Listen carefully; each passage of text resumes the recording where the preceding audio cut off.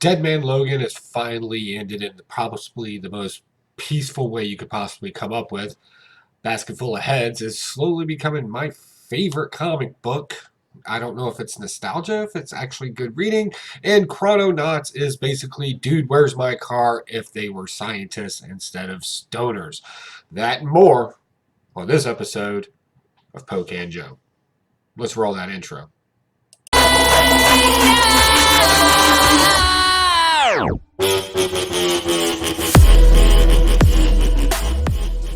So I'm getting this out late to you because I've been stalling because I have some more comic books coming, like Planet of Monsters and stuff like that. It just hasn't gotten here yet. So I figured I'd go ahead and throw this video on out there. And this is my haul and kind of sort of a review of these comic books. We'll talk more about these at Blaster Stash at Sunday night, 10 p.m. Eastern Standard Time, right here on YouTube. Come on over and join our live chat. Tell us about some of the books that you read. Do you agree with us? Do you disagree? Is there something we're just not getting in it? Definitely swing on by. Think of it as a book club for wonderful weirdos. I'm Pocan Joe, and as always, you're pretty cool for swinging by. Let's break down this week's comic books, and let's start off with Chrononauts.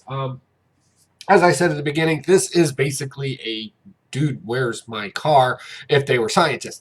They travel back in space, and, well, no, they travel backwards, but for some reason they can't travel forwards, and then they find out why later in the book. This is interesting because it's basically two dudes, and there's no other way to describe them. Two bro dudes that are super smart and want to do science stuff. That's pretty much it, and it looks like Netflix has also picked this up as well.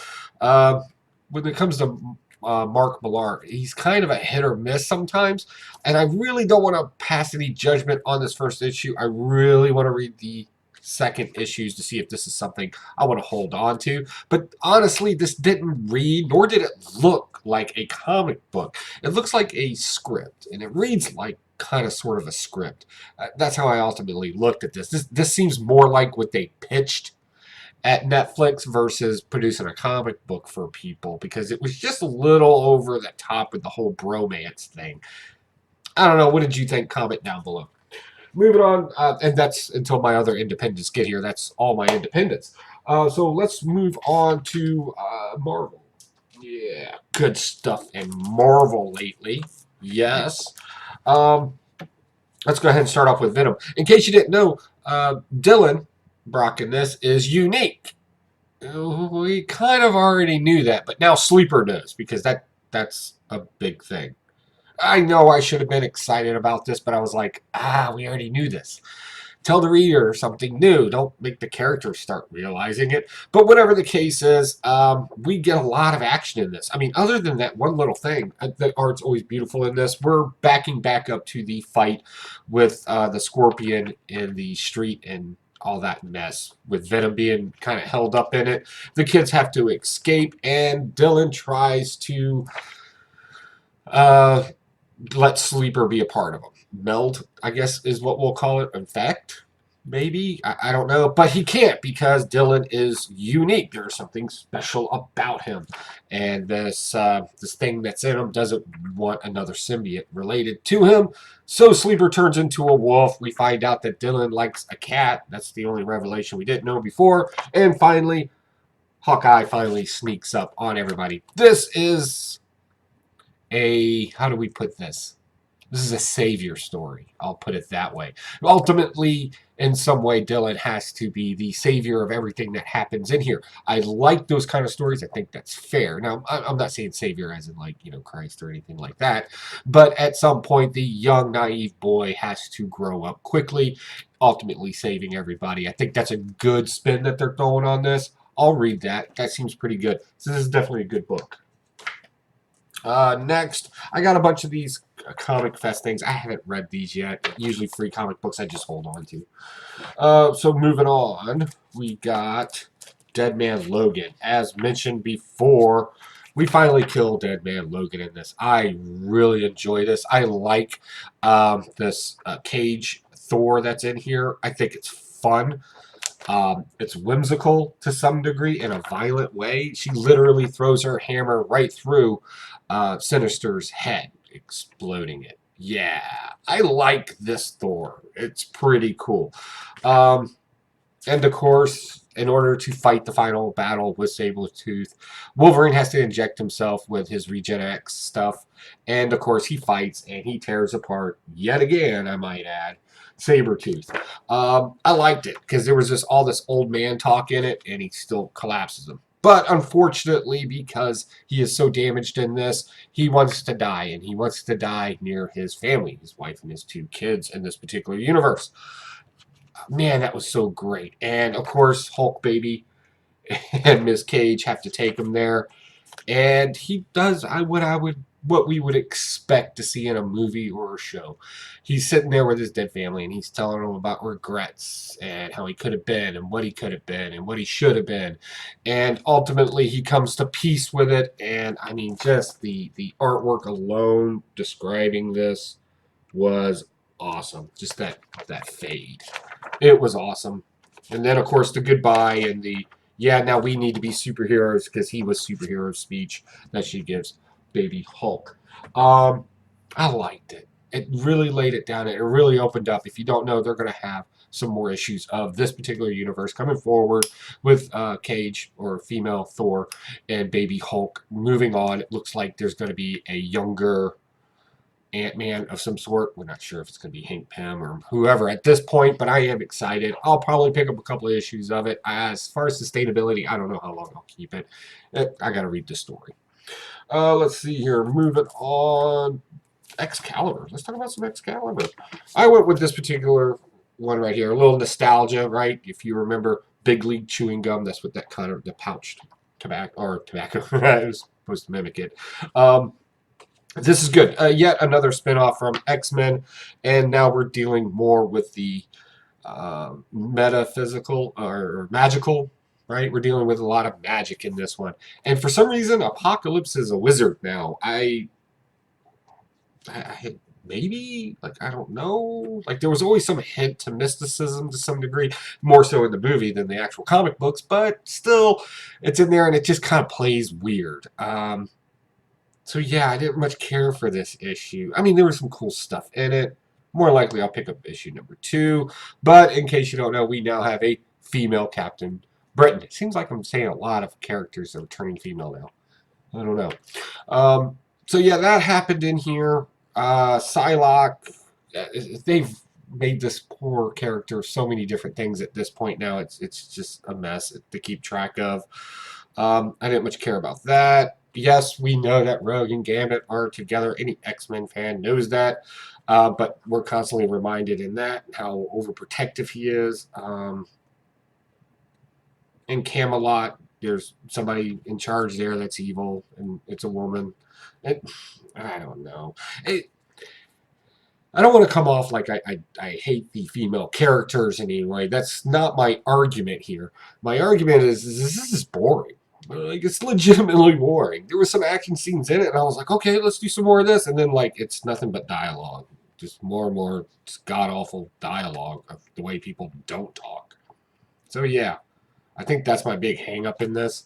So, yeah. What is your opinion on it? Comment down below. If you liked it, that's cool. Let's see here. Next on the list is Marvel Zombies. Resurrection. So yeah, this was actually good for Halloween, right? By the way, happy Halloween.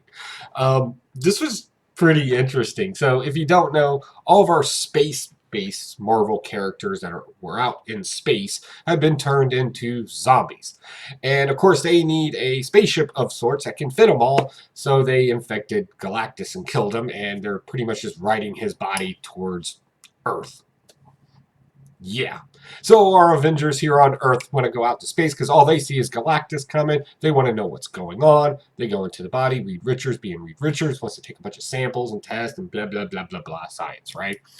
And then they get attacked by the zombies inside the body. And I'm going to tell you, it's actually kind of scary. Like, it's legitimately scary. The artwork's very solid in this. I'm enjoying all this. This constant phrase of come and see is being spoken by the zombies. Um, yeah, and the battle ensues. And I love this last panel here of Galactus crashing into Earth. And then the zombies are going to come. Don't want to spoil it too much for you, but it looks like the zombies, yet again, another story of just absolute madness with zombies. Everybody's using zombies now in comic books. It's a thing. Moving on. Savage Avengers, the annual. I was nervous after coming off the high of Savage Avengers in its mini series. I was like, oh, they're gonna change the team, and it's gonna be all weird, and it's just not gonna connect with me very much. But I gave it a shot. I gave it my $6, and we're gonna check it out. And I'm so glad I did. This is so good. If you don't know, we still have Conan. He's going after this evil wizard guy named Garth or Girth or however they want to pronounce it. It's a comic book name. And he stumbles across, well, that doesn't stumble, but he ends up joining with Damien, who's the son of Satan, Black Widow, right? And they're going to go take down the bad guys who are sex traffickers, or slave traffickers, because some go to sex and others go to work in nail salons, as they described in the beginning. I thought that was kind of ridiculous, but whatever. And I'm going to be honest with you, Conan is not having this stuff. He doesn't like it. He gets some gems to go save somebody, and of course, your typical trope superhero battle has to happen, where Conan thinks that the son of Satan is the bad guy, which I guess he kind of should be, right? Okay. Anyway, the horse that he rides in on, that was kind of interesting to me. I had to look up the name. Ibis? We'll just say Ibis. Is a character and that's used as often as a jinn in a lot of Middle Eastern writings. It's a genie, basically, an evil one. So that was pretty interesting. Moving on, they finally team up. Everybody's on the same team. Yojo, yeah, go everybody. That's what it kind of read like. And we see the characters very defined in this. Like, they all have certain skill sets. Conan obviously has a crush on Black Widow, right? What did he say at one point? You smell like gunpowder, or no, sulfur and lilac. Like, that apparently turned him on. It moved his groin, apparently. It was great. I absolutely love the banter in it. I love the talking in it. It's dialogue. Is it realistic? No, but it's good comic book fun. I'll give it that. Red Goblin. I picked this up. This is a, what is this, 1 in 10 variant that I picked up there. This is just a couple of stories, I think it's about 3, of different aspects, just to kind of remind us of who the Red Goblin is exactly, and how it kind of affects his brain. And we also find out about the child, Normie, what makes him different, who's also in the Venom story as well as one of the kids that has a codex in him. So yeah, it was kind of good to get a refresher on it. I didn't really know a whole lot about Red Goblin. This explained it pretty well. Moving on to Silver Surfer Black. I'm not sure if this was the last issue of this. This thing's just a mess. I did not mean to pick this up. I thought it was on my list of things to pick up, mostly because of the art in it. It's still kind of, it's hard to focus on anything in it. But basically, they have a battle. Silver Surfer and they'll finally have a battle, and we get an origin story of Silver Surfer Black. Wouldn't that just make him Surfer Black? Why would he still be Surfer? That's weird. So, kind of sort of his reinvention, if you will. At the end, I really like this statement that was going on there. Don't go to... Oh, yeah, what does it say? Don't go. Galactus is too powerful. Men worship him. No one will help you. You'll be alone, and you'll be destroyed, says this little girl right here. Silver Surfer, standing ever so stoic on his surfboard, says... If we turn from battle because there is little hope of victory, then where would valor be? And I was like, that kind of struck to me. I kind of liked that. It ever be the goal that stares us, not the odds. So the goal versus the means and goals versus the possibilities of not winning. I liked that. That kind of spoke kind of deep. And that's from a much older comic book. It doesn't reference it, but still, I love it. So that was pretty cool. But all in all, still not the hugest fan of this I think it's the artwork. I want to blame it on the artwork and not the story, but it's just so, it's hard to read anything with so much going on in it. I don't know. Maybe it's just me. Did you read it? What did you think about it? Comment down below or check us out at Blaster Stash at Sunday night, 10 p.m. Eastern Standard Time, and let us know in our live chat what you thought about this book. All right, so moving on, we have DC Comics. DC. Man, you guys are crazy. You came out, your Vertigo line is really, or Black Label, that's it, which is basically Vertigo. But your Black Label really kind of stepped up its game this week. How many Black Labels do we have here? 1, 2, 3, 4 Black Labels that have come out, and then one of your standard ones. And of course, the end to Deceased. Of course, I went with Bobo the Detective Chimp right there, that Amish cover. Why not, right? So if you don't know, Marvels are taking over. Superman's been infected. Batman's done. So everybody's trying to get on these blimps that they're calling arcs, which are actually spaceships, and they're trying to go someplace else. And, you know, Superman ain't hearing it. So now the teams need to break up and stop that. Yeah. And even Wonder Woman gets infected at one point. But then we find out that the cure for this entire thing is Cyborg. She tells him. But there's a little problem with that. She basically takes his head off.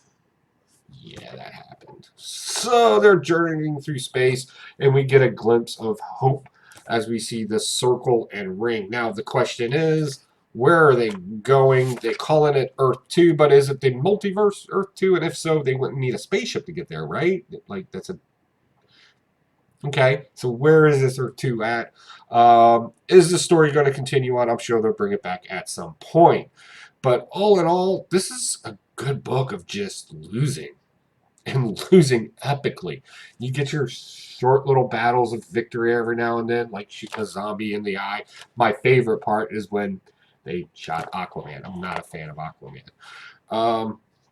Great artwork of just epic doom and destruction.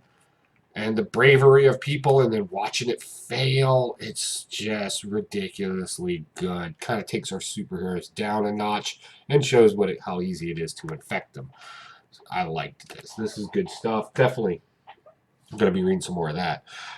Next is Basket Full of Heads. Again, I'm still on a 50-50 on this book. As I read through the book, I grew up in the 80s, right? The majority of my time as a young man growing up was spent in the 80s. And I liked this. I liked it because it was cool to see a dune buggy in it that looked like it was just a modified VW bug. The language that's being used in it, the way people talk, the simplicity of everything. I really liked it. And I want some more of it. We get a hint of basically what the existential threat is. We see some sort of mystical acts in it that kind of hints towards it. I think this has been optioned, and it would make sense because it does read more like dialogue you would hear in a movie than a comic book. I liked it, though. We still don't know what's going on in this. The first issue was just setting up the world and the possibilities that could happen in the next issues. I kind of liked that. It kind of left me on a cliffhanger. Definitely check this out if you haven't. I mean, go rush out. Don't rush. There's no sense in rushing. But if you can find this at a decent price, I would probably pick this up. This was actually a good read. Oh, moving on, moving on. Yeah, Sandman presents Hellblazer. John Constantine is back, and he's from a warped reality where he made a deal with his older self from another dimension or the future. We're not really sure. For his soul, and he gets put back into London, and it's right about the time of Brett X was starting to kick off and all that. And we find out that his old self is just as mischievous as his younger self. In this, we find out that he actually understands psychology, being in a psychiatric ward, and tells the psychiatrist exactly what he needs to hear to get released. I found the way that they did this in here, I found it to be truly unique for one, because they never expressed it in a dialogue. They just explained, now I'm going to say something to the effect to show sympathy. And he's going to ask about it. And I thought that was really unique because it was kind of accurate. So yeah, that's really fun. I'm not a fan of this artwork in here. It's just very bland. And it's something that often happens in this comic book. Also, I thought it was really fun to kind of see this mini comic book in the middle of it. I know this character. He's a popular character. I believe it's in Chicago, where he's kind of like a Dr. Madblood. If you're from Virginia, you probably remember watching Channel 33, Dr. Madblood. He's kind of like their Dr. Madblood out there. I forget his name, though. I feel horrible. So, yeah, I'm liking the story in this. Not a big fan of this particular type of artwork. Let's see here. Moving on. Oh, yeah. The Last God. We have a fantasy story of sorts here that kind of deals, and I haven't said anything philosophical in a minute. This kind of deals with what is known as the noble lie. A little white lie to kind of help society build and form. This often happens. Examples of this would be something to the effect of George Washington never told a lie, even when he chopped down his cherry tree or whatever. Right, the noble lie, the hurt thing. This kind of does it in this where they kind of prop up this king as some big hero when in fact he's actually affected by what he was going to go kill. We have a hero in here who's not particularly fond of killing. He's a gladiator of sorts because there's just no joy in it. There's something about him, his ears, right? Because there's different races in this, or races in this, and some of them are kind of looked down on, especially the ones with pointy ears. I think they're called plant eaters or something to that effect. But all in all, the artwork's pretty decent in it. I can get through it. The dialogue is okay. A lot of made up words in it to kind of for the descriptions of their things, so it's kind of hard to how do they want this pronounced. But that's not really important. But basically, the little white lie is actually catching up as he transforms back into this monster, and he starts attacking his own kingdom. So this is kind of interesting. It's not a bad read. Now, is it all the hype that a lot of people said it was? No. We've seen these kind of stories before happen. Lord of the Rings, Curl, if you remember that from the 80s. Carl? No. Krul. Curl? Whatever. It's kind of like along those lines. Let's see here. Last of my haul is Joker killing Smile. Yeah, that happened. I have to get issue 2. Right? The biggest problem that I had with this is that the psychiatrist in this book actually says that the Joker suffers from some sort of psychosis. No, he doesn't. I'll give you an example. I'll give you a definition. Psychosis is a identity disorder that's secured in contact and the loss of an external reality. I've always made the argument that the Joker does not have any lost grips on reality. He actually understands reality by giving people moral choices within reality and the construct of it. So, also, he wants to cure the Joker as if it was something that he could do. Yeah, so this is all from a psychological basis, but the problem with it is it's not based off of any psychology. Sorry. Right? So if I ruined the book for you, I do apologize. I do find, the only thing I really find interesting in this is this little book that apparently the Joker either wrote or understands or knows very well. That the psychiatrist's son had gotten his hands on. As a matter of fact, there he is at the end drawing Mr. Smiley himself. I'm kind of curious about that, but am I curious enough to spend $5.99 on the next issue? I don't know. I think this is going to be one of those things where if my haul's particularly light and it's still within my budget, I'll probably be like, okay, let's read number 2. Other than that, I just don't know. We'll find out when the next issue comes out. Cool cover, though. So that's it. All right, so that's my haul for this week. Thanks for coming by. Don't forget Blaster or Stash at 10 p.m. Eastern Standard Time right here on YouTube, where myself and the panel will go through our books, or as many of them as we can in an hour, and we'll chat them up to you. And definitely with the live chat going on, feel free to come inside and tell us your opinions. Tell us what you thought about the comic books. We have a lot of great people in there with a lot of great opinions. Nobody's wrong. It's all opinionated. It's all opinion based. So definitely come in and have fun. Other than that, I don't have anything major going on. So, hey guys, if I don't see you soon, oh no, I'm sorry, I do have some things. Another comic book review will be coming up of Delta Dogs. I really fell in love with this comic book series. It's really great. I'm going to talk about that and some other things or another thing that I picked up from the Hampton Roads Comic Con that I've been kind of enjoying. So definitely hang around for those reviews. That should be interesting. And it looks like Ralphie the Drunk has put together another video.